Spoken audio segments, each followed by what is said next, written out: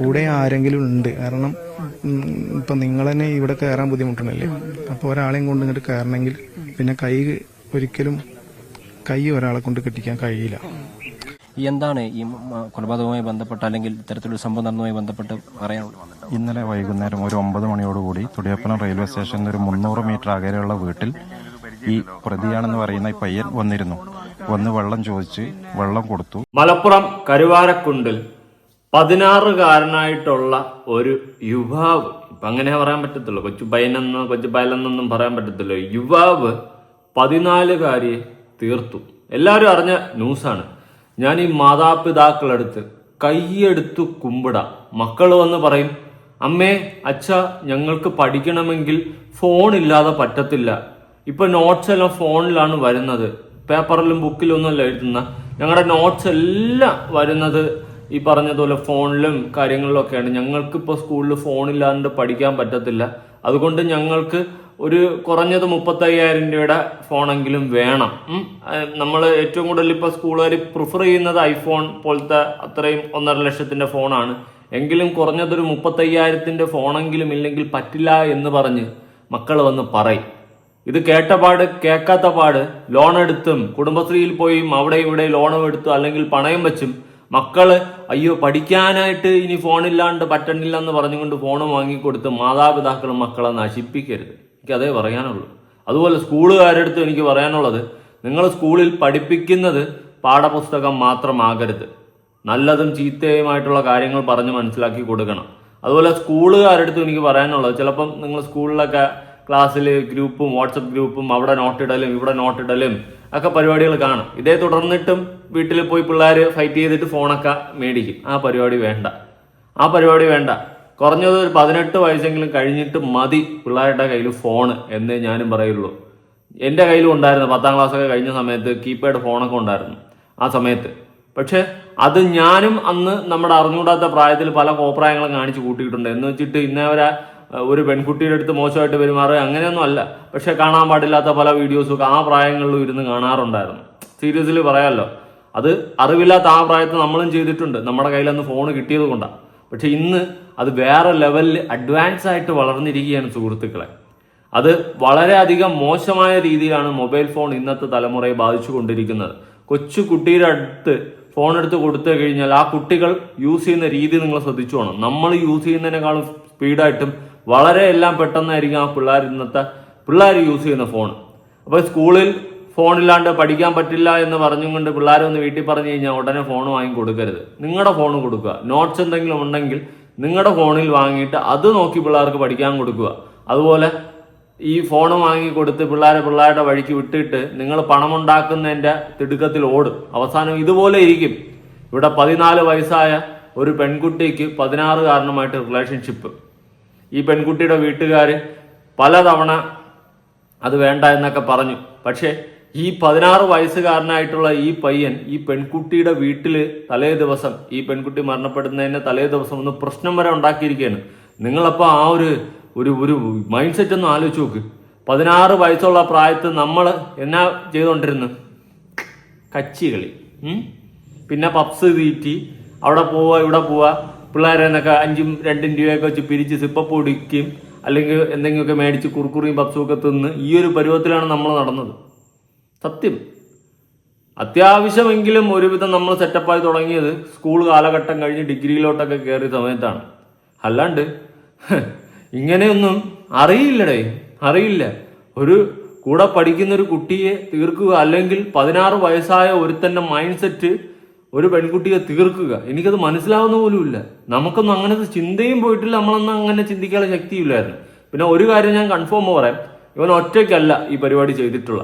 അതിനുള്ള കഴിവ് മാത്രം ഇവനുണ്ടെന്ന് എനിക്ക് തോന്നുന്നില്ല. ഒരിക്കലും ഇവൻ ഒറ്റയ്ക്ക് ചെയ്തിട്ടുള്ള സാധ്യത എനിക്ക് തോന്നുന്നില്ല.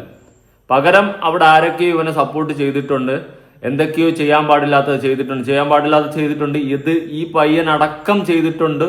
വേറെയും ആരൊക്കെയോ അടക്കം ചെയ്തിട്ടുണ്ടോ എന്നൊക്കെ ഇനി പോസ്റ്റ്മോർട്ടം റിപ്പോർട്ടും കാര്യങ്ങളൊക്കെ വ്യക്തമായിട്ട് വരുന്ന സമയത്ത് മനസ്സിലാക്കാം. മറിച്ച് ഇവിടെ ഒരു പോയിന്റ് എന്ന് വെച്ച് കഴിഞ്ഞാൽ, ഒരിക്കലും ഇവൻ മാത്രമല്ല ഇതിൽ പ്രതി. ആ പെൺകുട്ടിയുടെ 2 കൈകൾ കെട്ടിയിട്ടിരുന്നു, ഇങ്ങനത്തെ കാര്യങ്ങളൊക്കെ ഉണ്ട്. ആ സ്ഥിതിക്ക് ഇവൻ മാത്രമല്ല, ഇവന്റെ കൂടെ ആരൊക്കെയോ പ്രവർത്തിച്ചിട്ടുണ്ട്, ഇവനെ മുൻനിർത്തിക്കൊണ്ട് ആരൊക്കെയോ ഇതിന്റെ ഇടയിൽ കളിച്ചിട്ടുണ്ട്. നമ്മൾ അതും കൂടി ഒന്ന് ചിന്തിക്കുക. പോലീസുകാർ തക്കതായ രീതിയിൽ അന്വേഷിച്ചു കഴിഞ്ഞാൽ ഇതെല്ലാം വടിയായിട്ട് പൊട്ടി പുറത്തു വരും. അതുപോലെ തന്നെ ഞെട്ടിക്കുന്ന കുറച്ച് കാര്യങ്ങൾ കൂടി നമുക്ക് സംസാരിക്കാനുണ്ട്. ഇതിലാദ്യം ന്യൂസ് ഒന്ന് കേട്ട് നോക്കാം. സത്യം പറയാമല്ലോ, ഭയങ്കര വിഷമം തോന്നുന്നു. നാളെ നമ്മുടെ പിള്ളേരും സ്കൂളിൽ ഇതുപോലെ പഠിക്കാൻ പോകുന്നു, ഇതുപോലത്തെ അനുഭവങ്ങളൊക്കെ ഉണ്ടായി. എനിക്കറിയില്ല അങ്ങോട്ട് പോകുന്ന ഓരോ വർഷം തോറും ഓരോ രീതിയിലാണ് ഇവിടെ കാലഘട്ടങ്ങൾ മാറിക്കൊണ്ടിരിക്കുന്നത്. 2025 ഇതുപോലത്തെ ഒരുപാട് ന്യൂസുകൾ കേട്ടു. ഇപ്പൊ 2026 തുടക്കവും ഇതുപോലത്തെ ന്യൂസുകളിൽ തന്നെ തുടങ്ങുന്നു. അതുപോലെ തന്നെ ഞാൻ മറ്റൊരു കാര്യം കൂടി ഇവിടെ സൂചിപ്പിക്കാം. ഷഹബാസിന്റെ കേസ് കഴിഞ്ഞ വർഷം നടന്നതാണ്. ആ കേസിൽ ഷഹബാസ് എന്ന് പറയുന്ന ആ പയ്യനെ എല്ലാ നാറികളും കൂടി, കൂടെ പഠിച്ചവന്മാർ, അപ്പുറത്തുള്ള ഇപ്പുറത്തുള്ള എല്ലാ സെയിം ബാച്ചിലുള്ളവന്മാരെല്ലാം കൂടി തല്ലി തീർത്ത് അവനെ തീർത്തതിന് ശേഷം അവന്മാരുടെ ഫോട്ടോ കാണിക്കാൻ എല്ലാവർക്കും മടി. നിയമം വിരുദ്ധമാണ്, നിയമം അങ്ങനെയാണ്. അണ്ടർ ഏജിലുള്ള പിള്ളേരെ കാണിക്കാൻ പാടില്ല. പിന്നെ സ്ത്രീകൾ ഒരു കേസിൽ പെട്ട് കഴിഞ്ഞാൽ അത് കാണിക്കാൻ പാടില്ല. ലഹരി കേസല്ല, അല്ലാത്ത എന്തെങ്കിലും പീഡന പരാതി, അതുപോലത്തെ അപരാധ പരാതിയൊക്കെ കൊണ്ടു കൊടുത്തു കഴിഞ്ഞാലും അവരതിജീവിതം, ഇങ്ങനത്തെ കുറെ നിയമങ്ങൾ ഇവിടെ ഉണ്ട്. അത് ദയവ് ചെയ്തിട്ടൊന്ന് മാറ്റുക. ഇവിടെ 16 വയസ്സായ ഒരു പയ്യൻ ചെയ്യുന്ന പ്രവൃത്തിയാണോ ഇവൻ ചെയ്തിട്ടുള്ളത്? അല്ല. അങ്ങനെയുള്ള ഇവനെ എക്സ്പോസ് ചെയ്യണം. കാരണം ഇവനെ പോലുള്ളവന്മാര് നാളെ വളർന്നു വരുന്ന ദുരന്തങ്ങളാണ്, ശാപങ്ങളാണ്. അറിവില്ലാത്ത പ്രായത്തിൽ ചെയ്തതാണെന്ന് ഒരിക്കലും പറയാൻ പറ്റത്തില്ല. താൻ സ്നേഹിക്കുന്ന പെൺകുട്ടിയുടെ വീട്ടിൽ പോയി പ്രശ്നമുണ്ടാക്കുക, അതുപോലെ ആ പെൺകുട്ടിയെ തീർക്കുക, ഇതൊക്കെ അറിവില്ലാത്ത പ്രായത്തിൽ നടക്കുന്ന ഒരു പരിപാടിയല്ല. നമ്മളും ഈ പ്രായം കഴിഞ്ഞ് തന്നെയാണ് വന്നത്. പക്ഷെ നമ്മൾ ഇങ്ങനെ അപരാധികളല്ലായിരുന്നു എന്ന് തന്നെ മനസ്സിലാക്കണം, അല്ലേ? നിങ്ങൾ ഓരോരുത്തർ ഈ വീഡിയോ കാണുന്ന കുറച്ച് ഏജ്ഡ് ആയിട്ടുള്ള ആൾക്കാർ, നിങ്ങളെക്കുറിച്ചും ചിന്തിക്കുക. നിങ്ങൾ ഈ പ്രായത്ത് എന്ത് ചെയ്യുകയായിരുന്നു എന്ന്. പറ്റുവാണെങ്കിൽ ഒന്ന് കമന്റ് ചെയ്യും, നിങ്ങൾ ഈ പ്രായത്ത് എന്ത് ചെയ്തുകൊണ്ടിരിക്കുകയായിരുന്നു എന്ന്. സത്യം പറയാമല്ലോ, ഇതൊക്കെ കാണുമ്പോൾ പേടിയാ.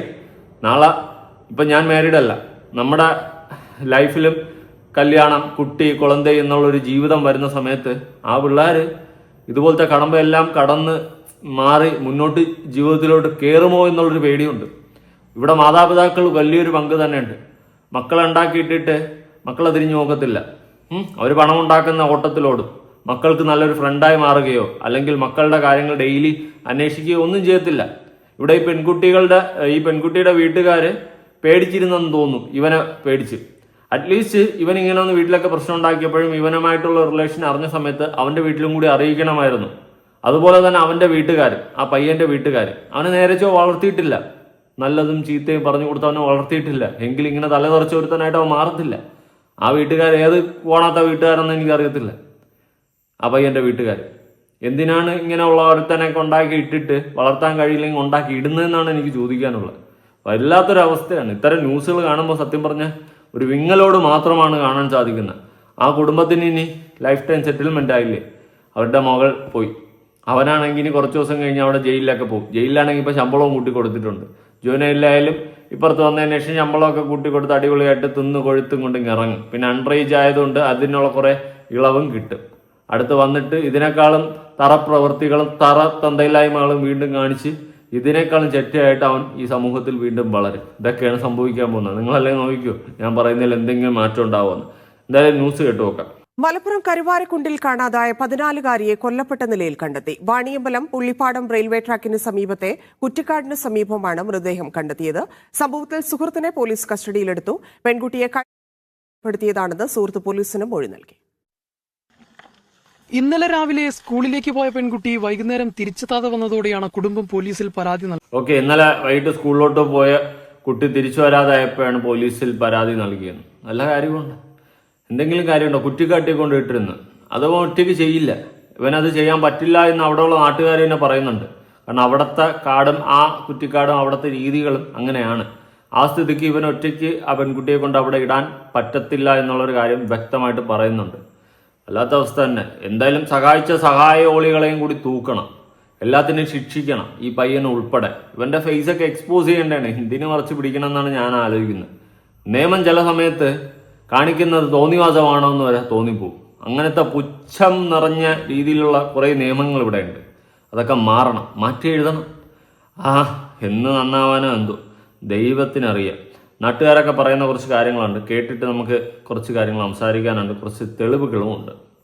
വൈകുന്നേരം 6 മണിയോടെ ഒരു ഫോണിൽ നിന്ന് താൻ അല്പം വൈകുമെന്ന് പെൺകുട്ടി അമ്മയോട് വിളിച്ചു പറഞ്ഞിരുന്നു. ഇന്നലെ രാവിലെ സ്കൂളിലേക്ക് എന്ന് പറഞ്ഞു പോകുന്നതാണ്. പക്ഷെ സ്കൂളിനകത്തേക്ക് എത്തിയിട്ടില്ല, കോമ്പൗണ്ടിൽ എത്തിയിട്ടില്ല എന്നാണ് അറിയാൻ കഴിഞ്ഞത്.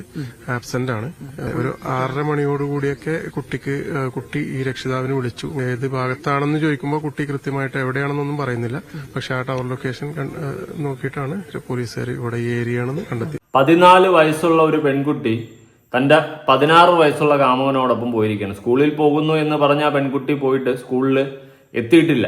അന്നേ ദിവസം സ്കൂളിൽ എത്തിയിട്ടില്ല. പകരം വൈകിട്ടായപ്പോൾ 6 മണിയോട് അടുപ്പിച്ച് വീട്ടിൽ വിളിച്ചു പറയാണ് ഞാൻ എത്തും എന്നുള്ള രീതിയിൽ വിളിച്ചു പറയുകയാണ് ആ കുട്ടി. അതിനുശേഷം പിന്നെ ഒരനക്കവുമില്ല. പിന്നെ കാണുന്നത് മരവിച്ച ശരീരവുമായിട്ടാണ്. ഇതാണ് അവസ്ഥ. സ്കൂളിൽ പോകുന്നു എന്ന് പറഞ്ഞ് ആ കുട്ടി പോയിട്ട് ആ കുട്ടി സ്കൂളിൽ എത്തിയിട്ടില്ല. നിങ്ങളൊരു കാര്യം മനസ്സിലാക്കുക, ഒരു പ്രായം വരെ മക്കളായി തന്നെ നമ്മൾ നോക്കി വളർത്തുക. അവർ സ്കൂളിലെന്ന് പറഞ്ഞ് പോകുന്നുണ്ടെങ്കിൽ സ്കൂളിൽ എത്തുന്നുണ്ടോ, ട്യൂഷന് പോകുന്ന സമയത്ത് ട്യൂഷൻ ക്ലാസ്സിൽ എത്തുന്നുണ്ടോ, ഇതെല്ലാം നമ്മൾ നോക്കണം. ഇതെല്ലാം നമ്മൾ നോക്കി വളർത്തണം. അങ്ങനെ പറ്റുമെങ്കിൽ മാത്രം മക്കൾ ഉണ്ടാക്കിയിടുക. അല്ലെങ്കിൽ രാവിലെ മക്കൾക്ക് ചോറും കെട്ടി വിടുമ്പോൾ മക്കൾ സ്കൂളിൽ പോകണോ, തിയേറ്ററിൽ പോകണോ, അല്ലെങ്കിൽ വല്ലവൻ്റെയും കൂടെ പോകുന്നോ, വല്ലവളുടെയും കൂടെ പോകുന്നോ എന്നൊക്കെയുള്ള കാര്യങ്ങൾ വ്യക്തമായിട്ട് നോക്കുക. മക്കളാണ്. നിങ്ങൾ അന്നേ ദിവസം ആ മോള് സ്കൂളിൽ എത്തിയിട്ടുണ്ടോ ഇല്ലയോ എന്ന് ഒന്ന് അന്വേഷിച്ചിരുന്നെങ്കിൽ, ആ മകൾ സ്കൂളിൽ പോകുന്നത് കറക്റ്റായി നിങ്ങളൊന്ന് നിരീക്ഷിച്ചിരുന്നെങ്കിൽ ആ മകൾ സ്കൂളിൽ പോയിട്ട് നേരെ വീട്ടിൽ വന്നേനെ. പകരം ആ സ്കൂളിൽ പോകാണ്ട് ആ മകൾ പോയത് ആ കാട്ടമ്പറക്കീരെ കൂടെയാണ്. അവൻ്റെ കൂടെ പോയിട്ട് ആ മകൾ നേരെ വന്നത് എങ്ങോട്ടാ? അവൻ്റെ കൂടെ പോയിട്ട് 6 മണിയായപ്പോൾ വീട്ടിൽ വിളിച്ച് പറഞ്ഞ് എത്തുമെന്ന്.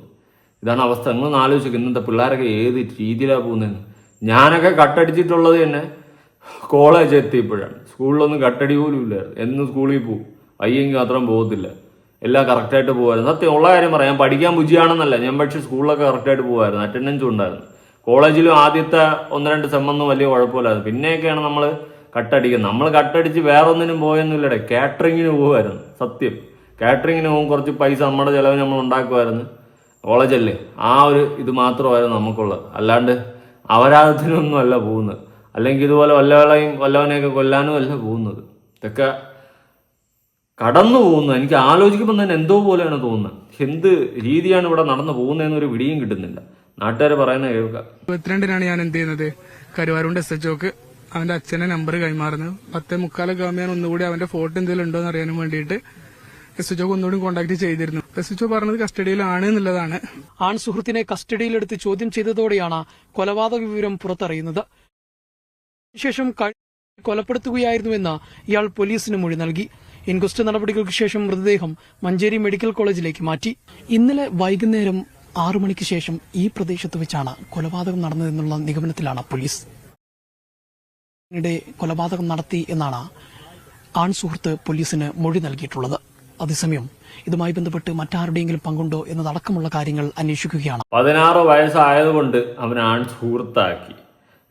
അവൻ്റെ ഫോട്ടോ ഇല്ല, ഡീറ്റെയിൽസ് ഇല്ല, ഒന്നുമില്ല. ഒരു കയ്യബദ്ധം പറ്റിയതോ അങ്ങനത്തെ കാര്യങ്ങളൊന്നും അല്ല. പ്ലാൻഡ് മർഡർ, അതാണ് അവൻ ചെയ്തിട്ടുള്ളത്. പ്ലാൻ ചെയ്ത് തീർത്തു. ഒരു പെൺകുട്ടിയുടെ വീട്ടിൽ പോയിട്ട് പ്രശ്നമുണ്ടാക്കുന്നുണ്ടെങ്കിൽ 16 വയസ്സുകാരൻ, അവന് 16 വയസ്സുകാരൻ്റെ ബുദ്ധിയല്ല. ജോർജ് കുട്ടി ദൃശ്യം കണ്ടില്ലേ? 5-ാം ക്ലാസ്സുകാരൻ്റെ ബുദ്ധിയല്ല, അമ്മാതിരി ബുദ്ധിയാണ് അവന്. പ്രത്യേകിച്ച് ഇന്നത്തെ തലമുറയിലെ പിള്ളേർ നമ്മളെപ്പോലെയൊന്നും അല്ല. അവരൊക്കെ ഭയങ്കര അപ്ഡേറ്റാണ്. നമ്മളെക്കാളും ബോധം അവരുണ്ട്.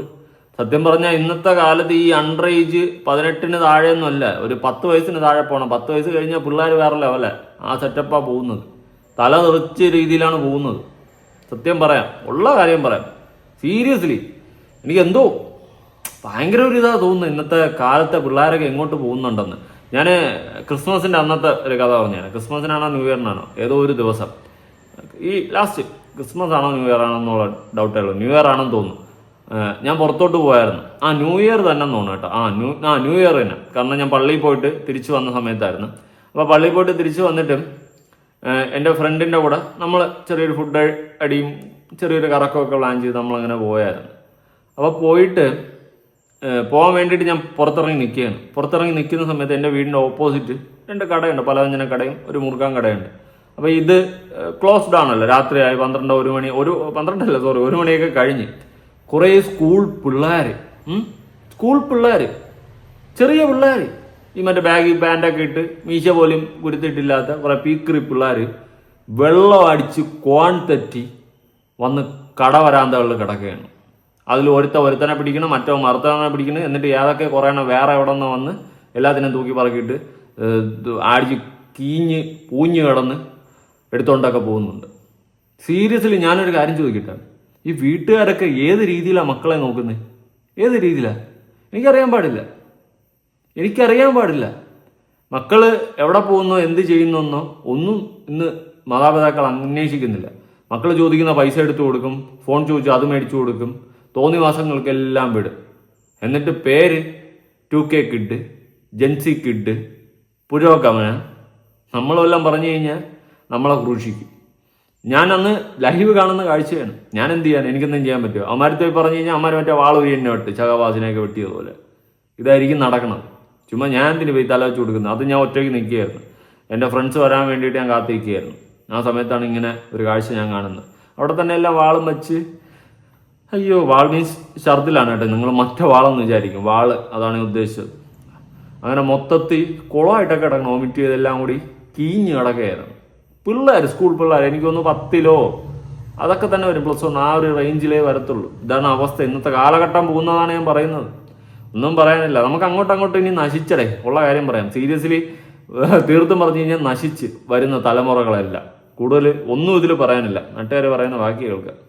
പക്ഷെ സാറന്മാര് ചോദ്യത്തിൽ പിന്നെ സമ്മതിച്ചതാണ് കുറ്റം രാവിലെ ഇങ്ങനെ. എന്നിട്ട് ആ പ്രതി തന്നെ നേരെ തൊടുകോപുരത്ത് നിന്ന് ഇതുവരെ നടന്നിട്ടാണ് ഈ സ്പോട്ട് കാണിച്ചു കൊടുത്തത്. അപ്പൊ ആളെന്നെ ചെയ്തെന്ന് ആൾക്ക് നന്നായി ബോധ്യമുണ്ട്. കൂടെ ആരെങ്കിലും ഉണ്ട്. കാരണം ഇപ്പൊ നിങ്ങൾ തന്നെ ഇവിടെ കയറാൻ ബുദ്ധിമുട്ടണല്ലേ. അപ്പൊ ഒരാളെയും കൊണ്ട് ഇങ്ങോട്ട് കയറണമെങ്കിൽ പിന്നെ കൈ ഒരാളെ കൊണ്ട് കെട്ടിക്കാൻ കഴിയില്ല.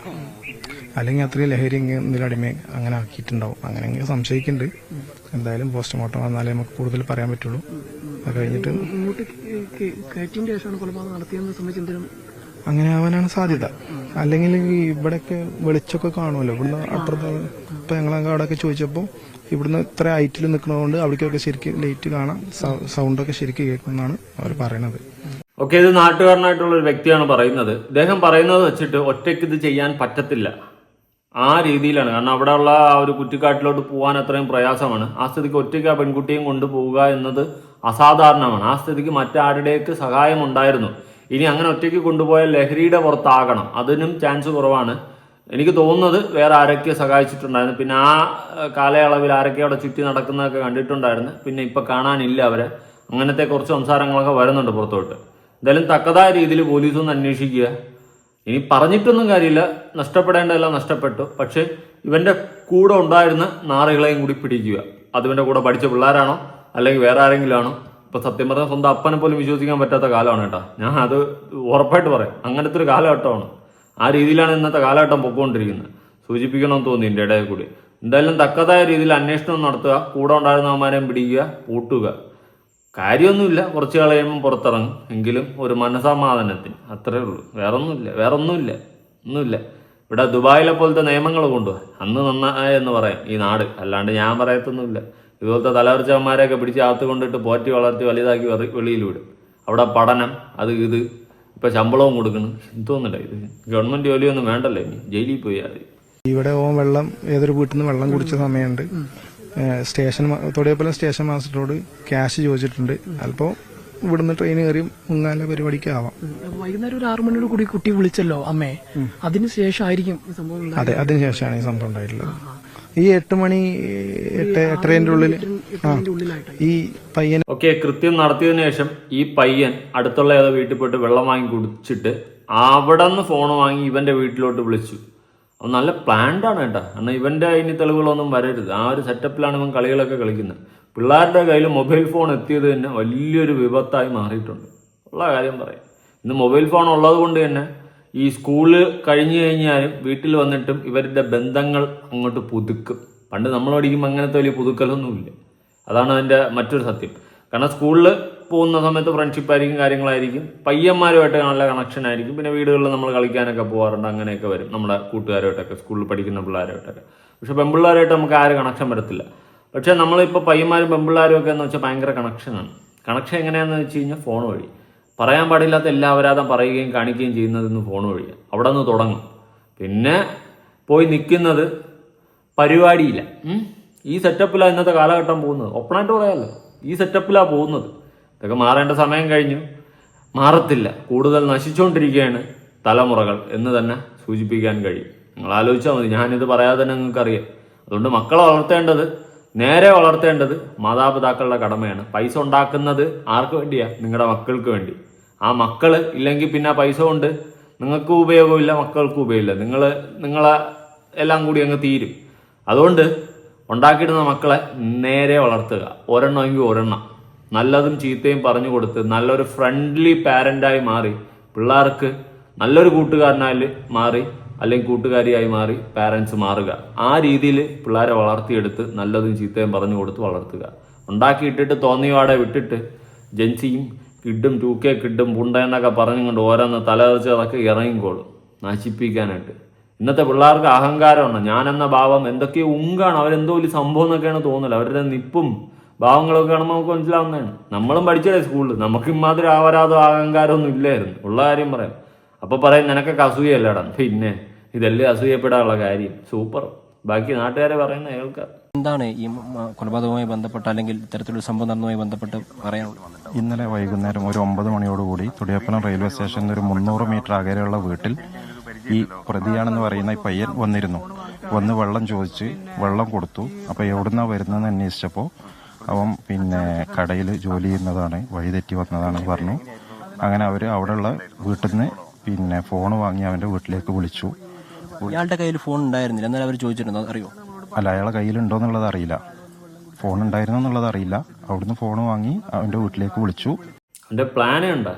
അതായത് അവിടെ നിന്ന് ഫോൺ വാങ്ങി അവൻ്റെ വീട്ടിലോട്ടൊക്കെ വിളിച്ചു. ഒറ്റപ്പെട്ടു പോയെന്നൊക്കെ അറിയുന്നതായിരിക്കും. എനിക്കറിയാൻ പാടില്ല ഇതൊക്കെ എന്തുദ്ദേശിക്കുന്നുണ്ടെന്ന്. പക്ഷേ ഇതിൻ്റെ പിന്നിൽ മറ്റൊരു മാസ്റ്റർ ബ്രെയിൻ കളിച്ചതുപോലെ എനിക്ക് ഫീൽ ചെയ്യുന്നുണ്ട്. കുറേ ദുരൂഹ സാഹചര്യങ്ങൾ അവിടെ ഉണ്ട്. പോസ്റ്റ്മോർട്ടം റിപ്പോർട്ട് വരുന്ന സമയത്ത് ആ കുട്ടിയെ ഒന്നിലധികം പേര് ഉപയോഗിച്ചിട്ടുണ്ടോ എന്നുള്ളൊരു കാര്യം അടക്കം അറിയാൻ സാധിക്കും. നമുക്ക് നോക്കാമെന്നല്ലാണ്ട് എന്ത് പറയാൻ. എന്തായാലും പോയേണ്ടതൊക്കെ പോയി. ഇനി ശിക്ഷിക്കേണ്ടവരൊക്കെ ശിക്ഷിക്കേണ്ടത് ഇവിടുത്തെ നിയമമാണ്, നമ്മളല്ല. നമ്മളെ കൊണ്ടൊരു തേങ്ങ നടക്കത്തുമില്ല, അല്ലേ? അതേ പറയാനുള്ളൂ. എന്ത് പറയാം, എനിക്ക് സത്യം പറഞ്ഞ വിഷമോടെ ഇങ്ങനെ തലമുറകൾ നശിച്ചു പൊയ്ക്കൊണ്ടിരിക്കുന്ന ഒരു വിഷമം. പിള്ളേരുടെയൊക്കെ എന്തൊക്കെ രീതികളാണോ എന്തോ ദൈവത്തിനറിയാം. ഇന്ന് മറ്റേ ഞാൻ പറയണില്ല, എന്ത് പറയാം. വിളിച്ചിട്ട് പിന്നെ ഇവര് തിരിച്ചു വിളിച്ചപ്പോൾ വീട്ടിലെത്തിയിട്ടുണ്ടെന്ന് പറഞ്ഞു. അത്രയുള്ള വിവരം അറിയുള്ളൂ. പിന്നെ ഇന്ന് രാവിലെ പിന്നെ ഈ ആളേറ്റ് പോലീസ് റെയിലിന് തുടിയപ്പല റെയിൽവേ സ്റ്റേഷൻ്റെ അടുത്തുനിന്ന് പിന്നെ ഒരു 4-5 പോലീസുകാർ ഇവനെ കൊണ്ടുവരുന്നത് കണ്ടു. റെയിലിന് നേരെ ഏകദേശം 2 കിലോമീറ്റർ പുറത്ത് വന്ന് ഇവൻ സ്ഥലം കാണിച്ചു കൊടുത്തു. അതുണ്ടായത്. പോലീസ് ഈ വീട്ടുകാരെ ബന്ധപ്പെട്ടു, അതായത് ഇവൻ വെള്ളം കുടിക്കാൻ ഒരു വീട്ടിലേക്ക് വന്നു എന്ന് പറഞ്ഞല്ലോ, അതിലേക്ക് കരുവാരക്കുണ്ട് പോലീസ് സ്റ്റേഷൻ വരിക. അവർ പോലീസ് വന്ന് അന്വേഷിച്ചപ്പോഴാണ് ഇങ്ങനെ വീട്ടിലൊരാൾ വന്നു എന്നുള്ളത് അറിഞ്ഞത്. പിന്നെ നാട്ടുകാരൊക്കെ കൂടി രാത്രി തെരച്ചിൽ നടത്തി, പക്ഷെ കണ്ടെത്താൻ കഴിഞ്ഞില്ല. ഇന്നലെയും പോലീസ് ഈ ഭാഗങ്ങളൊക്കെ പരിശോധന നടത്തിയിരുന്നു. ഉണ്ടായിരുന്നു, രാത്രി ഉണ്ടായിരുന്നു. ഇവൻ എന്തു പറഞ്ഞിട്ടാണ് ആ വീട്ടിലേക്ക് കയറി വന്നത്? അതിനെ സംബന്ധിച്ച് എന്തെങ്കിലും വിവരമുണ്ടോ? അല്ല, അവൻ കടയിൽ നിൽക്കുന്ന ആളാണ്, അങ്ങനെ വഴി തെറ്റി വന്നതാണെന്നാണ് പറഞ്ഞത്.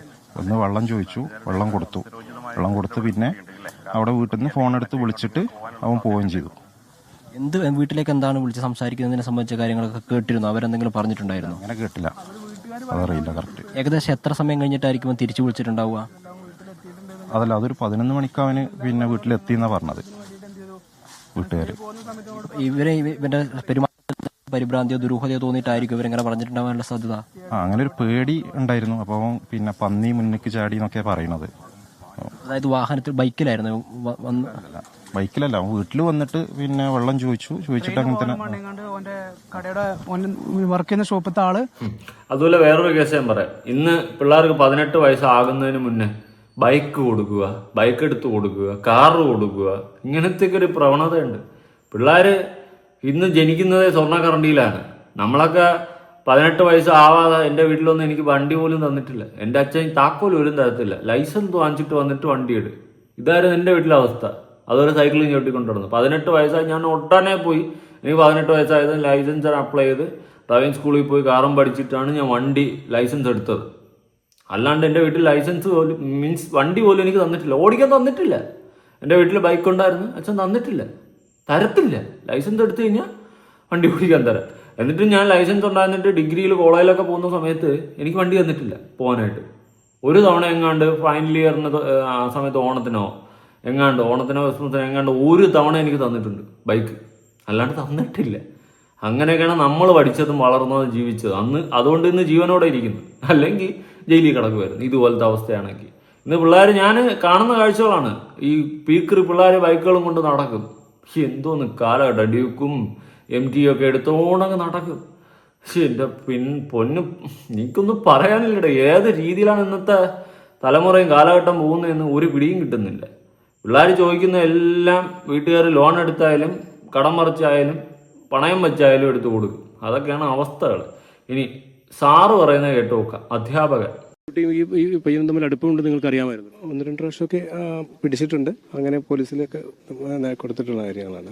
പേരൻസ് തന്നെ സ്റ്റേഷനിലൊക്കെ പരാതി പറഞ്ഞിട്ടുള്ളതാണ്. കുട്ടിയുടെ വീട്ടിലേക്ക് കഴിഞ്ഞ 2 ദിവസം മുമ്പ് ഇയാൾ പോവുകയും ചെയ്തിരുന്നു. അത് വീട്ടുകാർ ഇവർ തമ്മിലുള്ള ബന്ധം അറിഞ്ഞ് അത് വിലക്കുകയും ഇയാളെ താക്കീത് ചെയ്യുകയും ചെയ്തിരുന്നു. അപ്പോൾ ഇയാൾ ഒരു വെല്ലുവിളിക്കുന്ന സ്വരത്തിൽ കാണിച്ചു തരാമെന്നൊക്കെ പറഞ്ഞ് ഈ പെൺകുട്ടിയുടെ അമ്മയെ ഭീഷണിപ്പെടുത്തിയതായും പറയും. എന്ത് കാര്യം? അപ്പൊ ഈ ബന്ധം വീട്ടിലറിയാമായിരുന്നു. അവന്റെ വീട്ടില്, പയ്യന്റെ വീട്ടില് ഇതൊന്നും അറിയിച്ചില്ലേടേ. ആ വീട്ടുകാർ ഇതൊന്നും തിരിഞ്ഞു നോക്കിയില്ലേ? ഇതാണ് ഞാൻ ആദ്യം പറഞ്ഞത്, മക്കളെ ഉണ്ടാക്കിയിട്ടാ പോരാ, വളർത്താൻ പഠിക്കണമെന്ന്. അവരെ വളർത്തണം, നല്ലതും ചീത്തയും പറഞ്ഞു കൊടുത്ത് നല്ലൊരു ഫ്രണ്ട്ലി പാരന്റായി മാറണം. അല്ലെങ്കിൽ മക്കൾ ഇതല്ല, ഇതിന്റെ അപ്പുറം കാണിക്കൂടാ. ഇതിന്റെ അപ്പുറം എന്തൊക്കെ തലതെറിച്ച പരിപാടി കാണിക്കാൻ പറ്റും അതെല്ലാം കാണിക്കും. ലഹരിക്കും അടിമയായി അതും ഇതൊക്കെ ചെയ്ത് കൂട്ടും. എന്തായാലും ഇവനെ, ഈ 16 വയസ്സുള്ളവനെ സഹായിച്ച ആൾക്കാരെയും കൂടി തൂക്കണം. അങ്ങനെ ആരോ ഉണ്ട്, അല്ലാണ്ട് ഈ പരിപാടി നടക്കത്തില്ല. ഇതിന്റെ പിന്നിൽ വേറെ എന്തൊക്കെയോ കളികളുണ്ട്. അതൊക്കെ പുറത്തു വരണം, എല്ലാം പുറത്തു വരണം. എന്നിട്ട് വലിയ നേദിക്കാനൊന്നുമില്ല. ഇവിടുത്തെ ശിക്ഷയൊന്നും പോരാ. സ്കിൽഡ് വർക്കർ ആണെങ്കിൽ 600 സംതിങ് ശമ്പളം വാങ്ങിച്ച് സുഖമായിട്ട് ജയിലിൽ ഇരിക്കാം. അവസ്ഥ. നാട് വിട്ട് പോയാലോ എന്ന് വരെ ഞാൻ ആലോചിക്കുന്നുണ്ട്. എന്തായാലും നിങ്ങളുടെ അഭിപ്രായങ്ങളും കാര്യങ്ങളും ഉറപ്പായിട്ട് താഴെ കമന്റ് ചെയ്യണം. പുതിയൊരു വീഡിയോ ആയിട്ടാണ്. ബൈ.